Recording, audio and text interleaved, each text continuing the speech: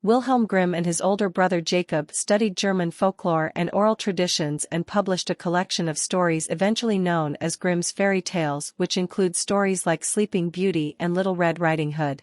Several of the brothers' tales have been adapted into successful TV shows and movies. Although the two brothers are famous for sharing the classic tales bearing their name, there are some facts that most people might not have known about them. Despite the fact that Jacob and Wilhelm are often associated with Snow White and Rapunzel, the brothers didn't actually write any of those stories. In fact, the stories existed long before the two men were born in Germany in the mid-1780s. The fairy tales, in fact, were part of a rich oral tradition passed down from generation to generation, often by women seeking to pass the time during household chores. But as industrialization took root, local traditions changed and scholars, like Jacob and Wilhelm, began a quest to save the stories from extinction. They interviewed relatives and friends, collecting whatever tales they could, sometimes even making small changes to make them more appealing.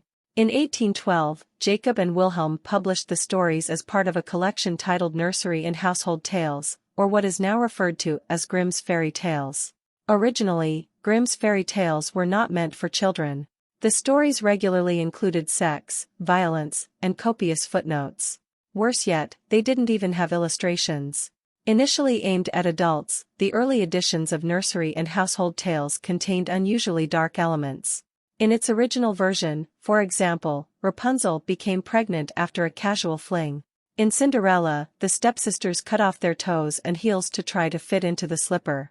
These sorts of scenes were eventually revised once the stories became popular among children.